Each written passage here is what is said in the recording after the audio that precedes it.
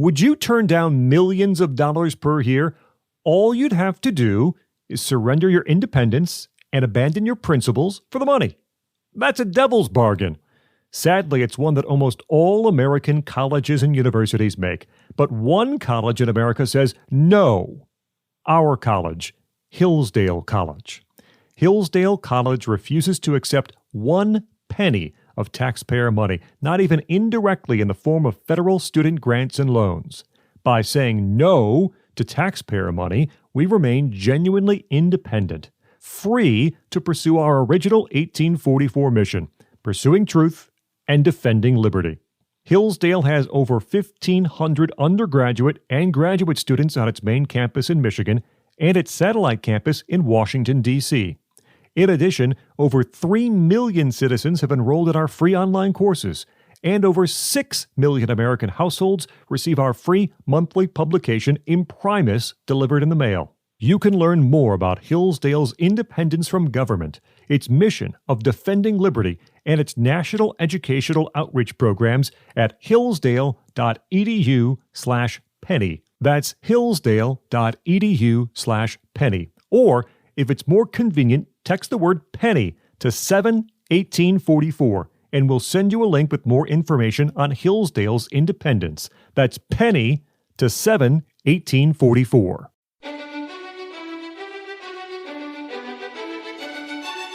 Welcome to the Hillsdale College K-12 Classical Education Podcast, bringing you insight into classical education and its unique emphasis on human virtue and moral character, responsible citizenship, content-rich curricula, and teacher-led classrooms. Now your host, Scot Bertram. Thanks for listening. The Hillsdale College K-12 Classical Education Podcast is part of the Hillsdale College Podcast Network. More episodes at podcast.hillsdale.edu or wherever you find your audio. You also can find more information on topics and ideas discussed on this show at our website, k12.hillsdale.edu. We continue a series of episodes from presentations delivered at the Hoogland Center for Teacher Excellence Seminar on the Art of Teaching Children's Literature. The Hoogland Center for Teacher Excellence is an outreach of the Hillsdale College K-12 Education Office. It offers seminars in classical academics and pedagogy for teachers nationwide of any background. Seminars are led by the faculty, leadership, and master teachers of Hillsdale College. There is no cost to attend, and attendees may earn professional development credits. Currently, the Hoogland Center is hosting a series of events on the art of teaching. On February 29th and March 1st in Grand Rapids, Michigan, it's the Art of Teaching, the Sciences. And on April 11th and 12th of 2024 in Ann Arbor, Michigan, it's the Art of Teaching, American History. To learn more and register, please visit the webpage for the Hoogland Center for Teacher Excellence at k12.hillsdale.edu. Look for the Events tab and Hoogland Center for Teacher Excellence. Or write to cte@hillsdale.edu. Today we continue a lecture from September of 2023, delivered by Dr. Benjamin Beier, Associate Professor of Education at Hillsdale College. He spoke to a gathering of teachers and school leaders in an address titled, From Nursery Rhymes to Ever After, Some Good Books for Children and the Childlike. We continue with Dr. Beier now. Marks of a classic of children's literature, highest order, enjoyed by adults and kids, and not moralizing if instructive and wisdom-bearing. Plato says the beginning is the most important part. Well, what's the beginning of classic children's literature, at least with respect to what children receive first in time? Well, the nursery rhyme is the first thing, right? Before Frog and Toad, before fairy tales, before fables, right? The nursery rhyme is of the nursery. It's the first. So if Socrates is right, that the beginning is most important, well, of that which is at the beginning, the nursery rhyme is first and therefore most important. Maybe. What is a nursery rhyme? Well, it's really hard to define, and so let's not define it, at least for a while, and instead look to what G.K. Chesterton observes in Orthodoxy. He says there, and this is on your handout, a child of 7 is excited by being told that Tommy opened a door and saw a dragon. But a child of 3 is excited by being told that Tommy opened a door.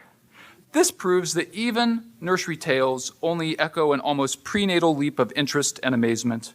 These tales, for children of 7, say that apples were golden, only to refresh the forgotten moment when we found that they were green. They make rivers run with wine, only to make us remember for one wild moment that they run with water. So there's a relationship between the fairy tale and the nursery rhyme. The nursery rhyme does something more basic, more fundamental. It's hard to define nursery rhymes because they're so various. It's such a mixed bag. You've got mnemonic poems and tongue twisters and songs and rhymes and limericks and riddles and puzzles. What can we sort of say to hold all these things together? The Oxford Companion to Children's Literature simply says, verses or chants spoken or sung by adults to children. So, okay, got it. That's a pretty widely cast net that I think does capture all nursery rhymes. But nursery rhymes are a really interesting phenomenon. They seem to have risen up in cultures that weren't aware of one another long ago. There's evidence of nursery rhymes in ancient China and ancient Rome. You can catch that, for instance, in the Gospel of Luke, where Jesus talks about children sitting in the marketplace and calling to one another, or maybe Augustine's Confessions and the great sort of hinge moment, the moment of metanoia, of turning, of conversion for Augustine, as he's sitting in the garden, and these annoying kids are kind of like chanting songs, calling to each other, jumping rope or something, and somehow kind of through that cacophony of the distant nursery rhyme comes this command to Augustine, take and read, which is what I was suggesting, sort of the hinge of his whole life. Anyhow, right, so nursery rhymes have been around, and we see them pop up in funny little places in history, like in Augustine's Confessions. And so across time, across space, they are. And they're an oral tradition. So it seems that, right, parents tell rhymes to their kids. And the kids have it so stamped in them that then the kids repeat those rhymes to their kids, and on it goes to the year of our Lord 2023. How it started, not quite so sure. But it seems that it's this more or less oral tradition. Of course, right, books of nursery rhymes exist. I own many. But that it seems that in the sort of long view, it's mostly an oral tradition that's accumulative. That sort of somehow somebody creates a new little ditty, and it takes off. Right? Somebody coins "Mary Had a Little Lamb," and then all of a sudden it's part of this body of verses that we call nursery rhymes. I think, though, that we are especially blessed here in the English-speaking world to have this delightful tale, this lovely conceit, this myth that the author of nursery rhymes is Mother Goose. Because nursery rhymes are so interpersonal, right? That sort of generational exchange that I was describing, parents to kids, teachers to students who become parents and teachers themselves to the new kids and students, right? And on it goes. There's such a relational, humane standing toward each other in the nursery rhyme. How great that it's not just this accumulative body of oral wisdom that marches along. Instead, Mother Goose, of course, is the author of nursery rhymes, and she's this figure who is wise and mysterious and unknown. Who is she? Well, let me share some of the mythology because it's so great, right? So some wish to argue, probably people who are Americans, wish to argue, well, Mother Goose, we've got a gravestone in Boston from 1830 with somebody named Mary Goose, and it seems that maybe she wrote some nursery rhymes and published them, and that seems totally unlikely to me. But, if you want to advocate, with a certain patriotism for your country, that's fine. Okay. Rather, it seems that this idea of Mother Goose as the authoress, the creator of nursery rhymes, goes back to German and French traditions, where you've got the bird lady, the crazy peasant lady who feeds the geese, kind of, a liminal figure who's kind of on the outskirts of town, sort of like of in the town, but not of the town. And the children are always, it seems, attracted to this sort of person who, is either really creepy and deformative or is sort of wise and gives children what parents would hope the children would get, but from outside the family. Right? Like, what a blessing to sort of receive this reinforcement of what you're receiving inside your family, right? From your teacher at school, from the crazy lazy on the outskirts of town feeding the geese, right? So the goose woman who the children gather around, and she tells them rhymes, she tells them stories, and they're just drinking it in. They love it. And this seems to be a convention, a technique, a conceit across literature. Sort of Uncle Remus sort of is in a similar kind of space to Mother Goose or Mary Poppins, or kind of a repeated type or convention. So Mother Goose is this, and I think we're liable to, it's just child's play, she's just crazy. But what I wish to actually suggest is Mother Goose is a sage. Mother Goose is a poet philosopher of the highest order, which maybe is a surprising and untrue, maybe strikes you as untrue. But I really think it is the case that she is giving of wisdom to the young, and that's already kind of picked up on in the Chesterton quote from a moment ago. But look there at the bottom of the handout, this lovely little moment in an 1833 edition of Mother Goose. So this is in the voice of Mother Goose responding to critics, right? Responding to those who say, oh, this is just child's play. She says, fudge. I tell you that all their batterings, all their arguments against me can't deface my beauties, nor their wise prattings equal my wiser prattlings. The quotation actually goes on. And all imitators of my refreshing songs might as well write a new Billy Shakespeare as another Mother Goose. We two great poets, Mother Goose and Shakespeare, we two great poets were born together, and we shall go out together. No, my melodies will never die while nurses sing or babies cry.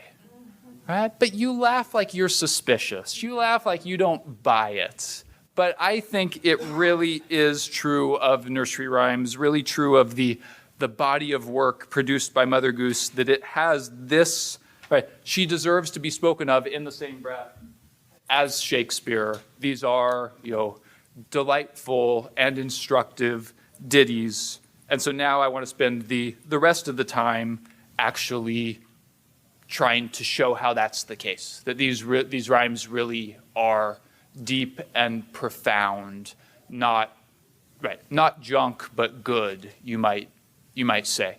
But one sort of maybe preliminary remark before I do that for the rest of the time.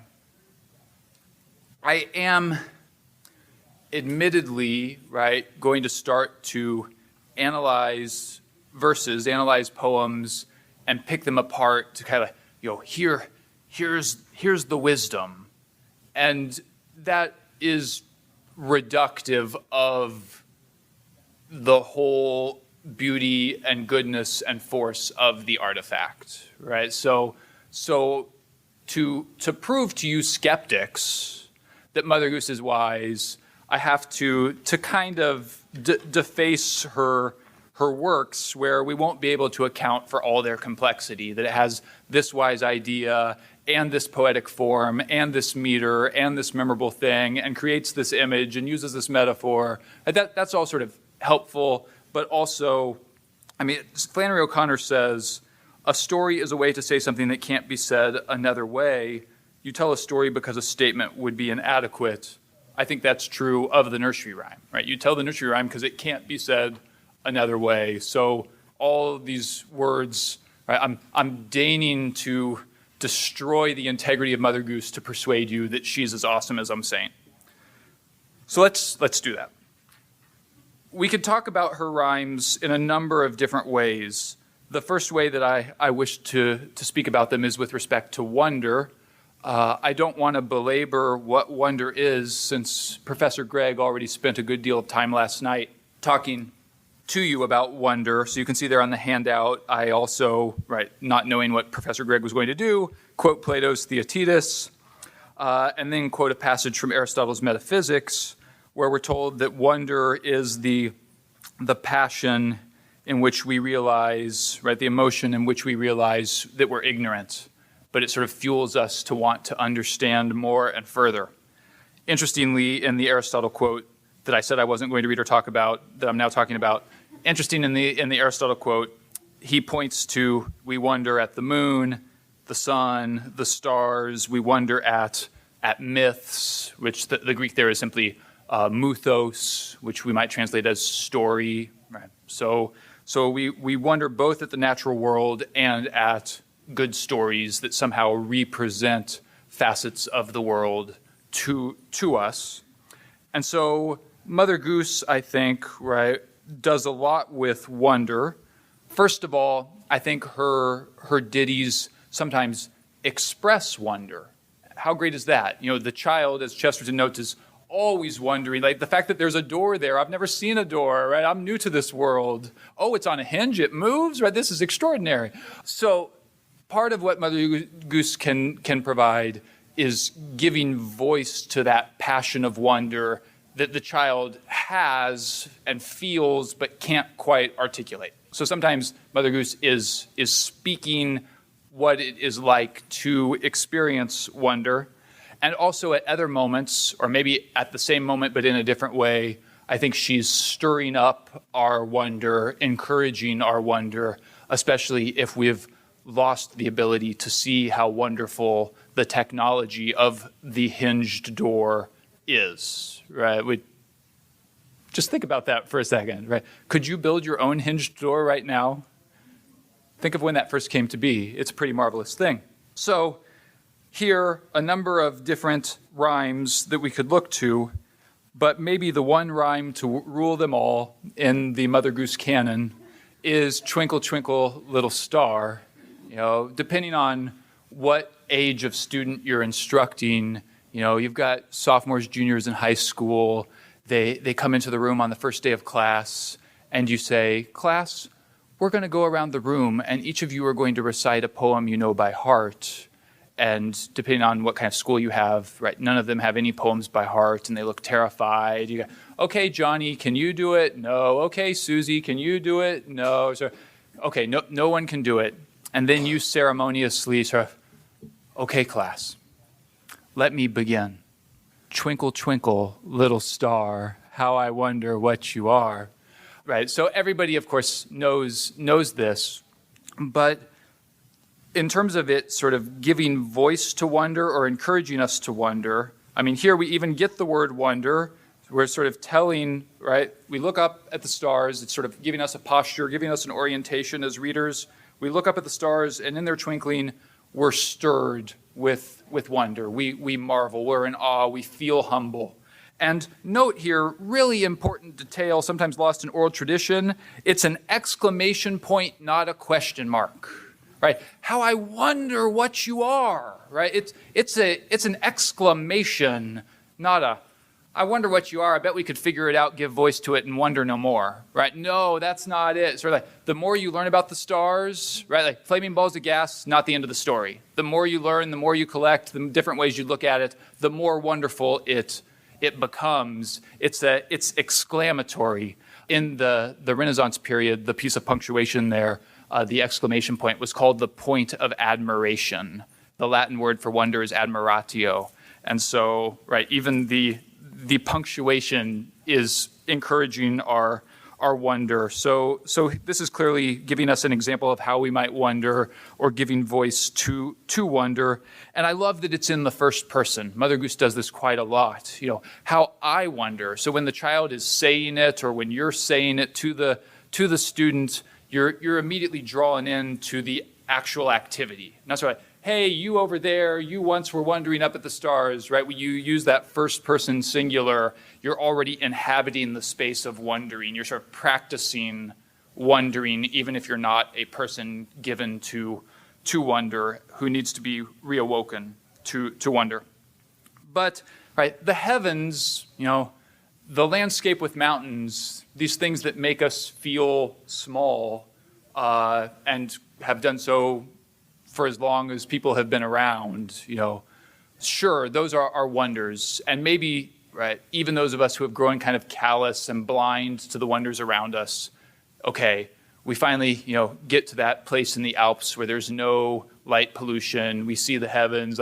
We can't help but be stirred. These are extraordinary marvels. But Professor Gregg's point last night, but there's marvels in your backyard. Chesterton's point, there's marvels in the larder. There's marvels in the kitchen. So here, notice the other sorts of things on the page. Maybe it's simply the daffodil. And I think one of the great services of the poet, by the way, be it Mother Goose or Billy Shakespeare or whomever, right? One of the great services of the poet is it can isolate a thing. Part of the reason that we fail to wonder is the very superabundance of phenomena, right? There's so much that we can be overwhelmed, and if we're uncomfortable with that, we kind of turn an eye from that mysterious overwhelm. But the poet can sort of see with some sort of clarity and communicate, like, let's look just at the daffodil, right? Just at the flower in the crannied wall, to think of a little Tennyson verse, wherein the poet there, how, if I could understand what you are, root and all in all, the flower, I would understand what God and man is. Like, focus on this one teeny little flower, and that sort of wondering about that one thing can lead you back into the everything, into the superabundance. Mother Goose, great at isolating things for us.